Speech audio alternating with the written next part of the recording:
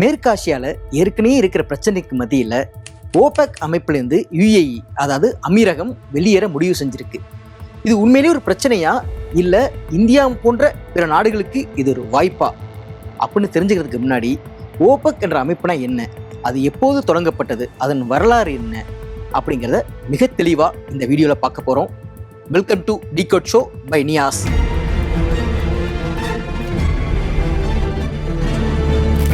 OPEC OPEC OPEC அப்படின்னா என்ன? Organisation of petroleum exporting countries. இந்த அமைப்பு 1960ஆம் ஆண்டு பாக்தாத்ல அமைக்கப்படுது. இப்போதைய ஈராக்ல இந்த அமைப்பு உருவாக்கப்படுது. இதோட ஃபவுண்டிங் மெம்பர்ஸ் யாருன்னு பார்த்தீங்கன்னா Iran, Iraq, Kuwait, Saudi Arabia மற்றும் சவுத் அமெரிக்கா நாடான வெனிசுவேலா. இந்த 5 நாடுகள் சேர்ந்து தான் இந்த அமைப்பை உருவாக்குறாங்க.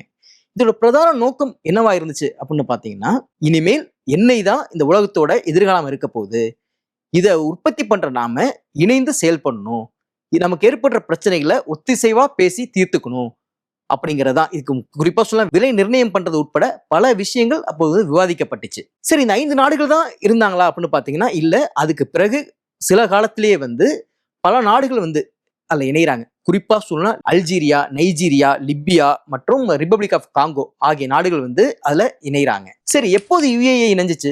யுஏஇங்கிற அமைப்பு, அதாவது யுனைடெட் அரபு எமிரேட்ஸ்ங்கிற அமைப்பு ஏற்படுத்தப்படுறதுக்கு முன்னாடியே இவங்க இந்த இதுல இணைஞ்சிடறாங்க.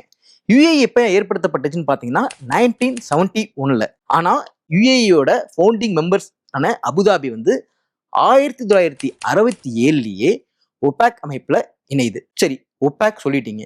ஒபேக் பிளஸ்னா என்ன? அது எப்ப ஏற்படுத்தப்பட்டுச்சு? ஒபேக் பிளஸ் 2016 ரொம்ப சமீபத்தில் தான் ஏற்படுத்தப்பட்டுச்சு. அதுக்கு என்னன்னா, இந்த நாடுகள் 12 நாடுகள் இருக்குல்ல, இவங்கள்ட்ட மட்டும்தான் ஆயில் இருக்கா, பெட்ரோலியம் இருக்கா, க்ரூட் ஆயில் இருக்கா அப்படின்னு பாத்தீங்கன்னா இல்ல.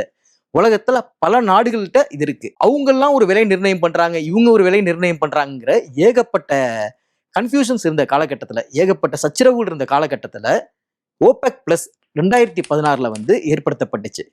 அதுல யார் யாரெல்லாம் இருந்தாங்க அப்படின்னு பாத்தீங்கன்னா Azerbaijan, Bahrain, Brunei, Kazakhstan, Malaysia, Mexico, Oman, Russia, Sudan and South Sudan, இவங்கெல்லாம் இணைந்து ஓபெக் பிளஸ்ங்கிற அமைப்பை ஏற்படுத்துறாங்க. இவங்க என்னன்னா, நம்ம இனிமேல் விலை நம்ம எல்லாம் சேர்ந்து கண்ட்ரோல் பண்ணுவோம், நம்ம அபரிவிதமா பெட்ரோலை ப்ரொடியூஸ் பண்றதுனாலதான் சந்தையில விலை குறையுது, இது நம்ம எதிர்காலத்துக்கு நல்லது இல்லை, நம்ம டிமாண்ட் அண்ட் சப்ளை எப்பப்பெல்லாம் டிமாண்ட் அதிகமா இருக்கோ அப்ப சப்ளையை கம்மி பண்ணி நம்ம விலையை அதிகப்படுத்துவோம் அப்படிங்கிறதான் இதோட நோக்கமா இருந்துச்சு.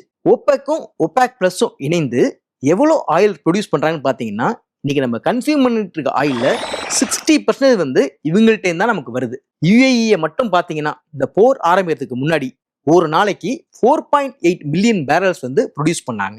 சரி, ஒபேக்ல இருந்து வெளியேற முத நாடு ஐக்கிய அரபு அமீரகம் தானா? கண்டிப்பா இல்ல.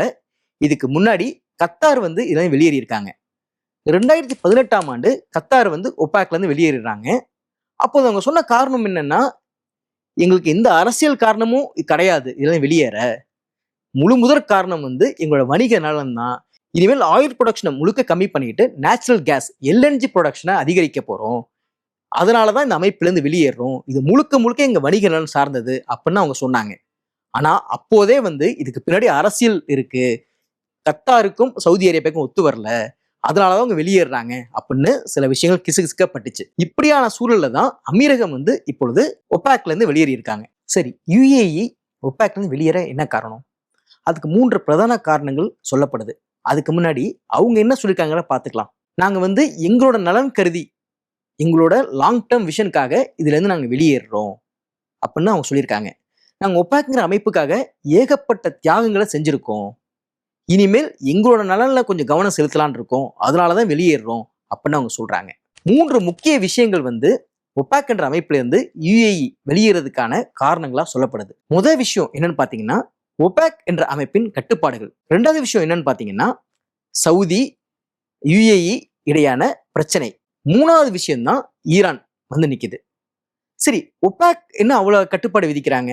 ஒபேக் என்ற அமைப்பு என்ன சொல்றாங்கன்னா, அதிகமான ஆயில் ப்ரொடியூஸ் பண்ணாதீங்க, ஏற்கனவே சொல்ல மாதிரி டிமாண்ட் அண்ட் சப்ளைன்னு வச்சுக்கலாம், நம்மள டிமாண்டை அதிகரிச்சு நம்ம சப்ளையை கம்மி பண்ணி விலையை ஏற்றுவோம் அப்படிங்கிறதா ஒபேக் சொல்றது. இதுல முதல் முரண் யுஏஇக்கு ஏற்படுது. ஏன்னா யுஏஇ ஏகப்பட்ட ஆயில் ப்ரொடியூஸ் பண்றதுக்கான இன்ஃப்ராஸ்ட்ரக்சரை ஓவர் த பீரியட் கடந்த சில ஆண்டுகளா ஏற்படுத்தியிருக்காங்க. அவ்வளோ பெரிய இன்ஃப்ராஸ்ட்ரக்சரை ஏற்படுத்திட்டு கம்மியா ஆயில் ப்ரொடியூஸ் பண்ணி சேல் பண்றது அவங்களோட வணிக நலனுக்கு சரியானதாக அவங்க வந்து கருதல. இதுதான் முக்கிய காரணம். இதான் ஃபர்ஸ்ட் ரீசனா சொல்லப்படுது. இதை தான் மறைமுகமா யுஏஇயும் சொல்லுது. ரெண்டாவது விஷயம் என்னன்னு பாத்தீங்கன்னா, சவுதிக்கும் யுஏஇக்கும் இருக்கிற பிரச்சனை. சவுதி வந்து இன்னொரு துபாயா ஆறதுக்கான எல்லா விஷயங்களும் முன்னெடுத்திருக்கு. எம்பிஎஸ் அவங்களோட பட்டத்து இளவரசர் அதற்கான சில செயல் திட்டங்களை வந்து வகுத்திருக்காரு. ரொம்ப காலத்துக்கு ஆயில் வச்சே நம்மளால ஓட்ட முடியாது, நம்ம துபாய் மாதிரி ரியல் எஸ்டேட் பண்ணணும். அவங்க இப்ப சினிமாலாம் ப்ரொடியூஸ் பண்ண போறாங்க, அங்க அதற்கான கேளிக்கை ஏகப்பட்டது வரப்போகுது. அதற்கான விஷயங்கள் எல்லாம் அங்கே போயிட்டு இருக்கிறது நமக்கு தெரிஞ்சதுதான். இது வந்து துபாய்க்கு வந்து சரியான சிக்னலா தெரியல. ஏற்கனவே இந்த பிராந்தியத்துல வந்து நாம அந்த விஷயங்கள்லாம் பண்ணிட்டு இருக்கும் போது இன்னொரு நாடும் அதே விஷயங்கள்ல கவனம் செலுத்துச்சுன்னா நம்மளோட முக்கியத்துவம் குறையும், நமக்கான வணிகம் அது வந்து அடிவாங்கும் அப்படின்னு துபாய் வந்து நினைக்கிறாங்க. அதுதான் யுஏஇக்கும் துபாய்க்குமான கான்ஃபிளிக்டா கடந்த ஒரு 5 ஆண்டுகளா இருக்குன்னு வச்சுக்கோங்க. சரி, இது மட்டும்தான் சவுதிக்கும் அமீரகத்துக்கும் பிரச்சனையா அப்படின்னு கேட்டீங்கன்னா நிச்சயம் இல்லை.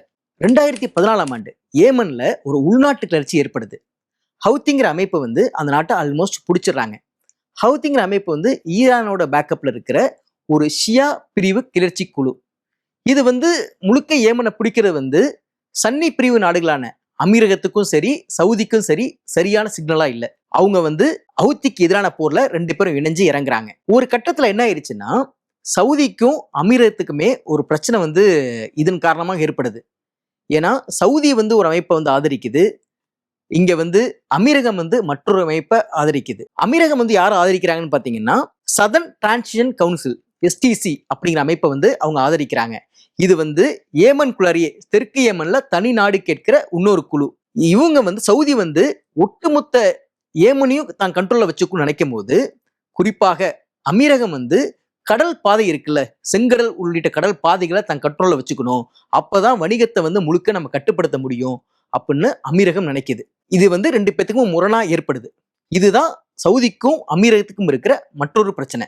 ரொம்ப சுருக்கமா இந்த விஷயத்தை சொல்லணும்னா, சவுதி வந்து கட்டுப்படுத்த நினைக்கிறது ஒட்டுமொத்த ஏமனையும், அமீரகம் கட்டுப்படுத்த நினைக்கிறது வந்து தங்களுக்கான வணிக நலனுக்கான செங்கடல் உள்ளிட்ட கடல் பாதைகளை மட்டும்தான் அவங்க கட்டுப்படுத்த நினைக்கிறாங்க.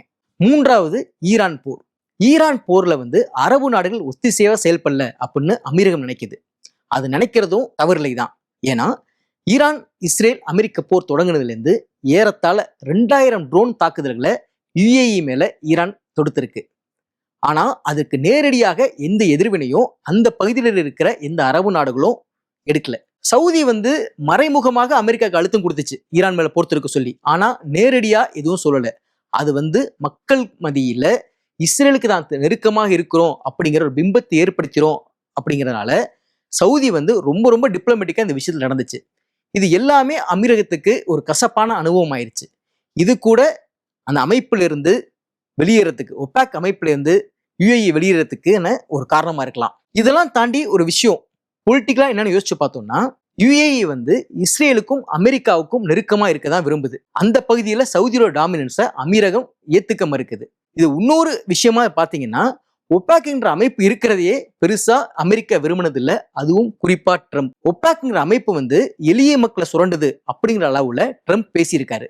ஒபாக் எந்த அளவுக்கு வீக்கன் ஆகுதோ தனக்கு நல்லது அப்படின்னு அமெரிக்கா நினைக்குது. இது கூட யுஏஇ ஒபாக்ல இருந்து வெளியேறதுக்கான ஒரு காரணமா இருக்கலாம். சரி, ஒபாக்ல இருந்து அமீரகம் வெளியேறுது, இது ஏதோ அரபு நாடு பிரச்சனை, இதனால இந்தியாவுக்கு என்ன லாபம்னு நினைச்சீங்கன்னா கண்டிப்பா இந்தியாவுக்கு லாபம் இருக்கு.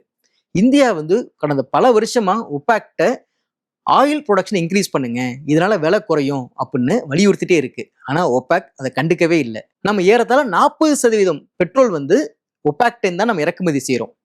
இப்படியான சூழல்ல ஒபாக்ல இருந்து யுஏஇ வெளியேறி இருக்கு. யுஏஇக்கு வந்து எந்த ரெஸ்ட்ரிக்ஷனும் கிடையாது, எவ்வளவு வேணா ஆயில் வந்து அவங்க ப்ரொடியூஸ் பண்ணலாம், அதுக்கான இன்ஃப்ராஸ்ட்ரக்சரும் அவங்கள்ட்ட இருக்கு.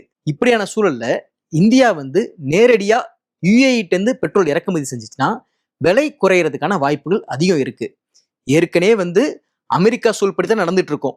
ரஷ்யாட்ட இருந்து நம்மளால ஆயில் இறக்குமதி செய்ய முடியாது, ஈரான்ட்ட இருந்து ஆயில் இறக்குமதி செய்ய முடியாது. ஆனால் அமெரிக்காவின் நெருங்கிய நண்பனான யுஏஇட்ட இருந்து நம்ம ஆயில் இறக்குமதி செய்யறத அமெரிக்கா எதுவும் சொல்லாது. அப்படிங்கிறதுனால இந்தியா நிச்சயம் யுஏஇட்ட இருந்து ஆயில் கம்மியான விலையில இறக்குமதி செய்யும் அப்படின்னு எதிர்பார்க்கலாம்.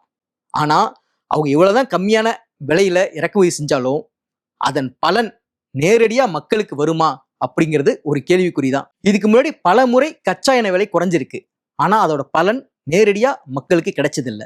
இந்த முறையாவது ஒருவேளை யுஏஇ கம்மியான விலையில இந்தியாவுக்கு ஆயில் விற்பனை செய்யற பட்சத்துல அதன் பலன் நேரடியா மக்களுக்கு கிடைக்குமாங்கிறது பொறுத்திருந்து பார்ப்போம். நன்றி.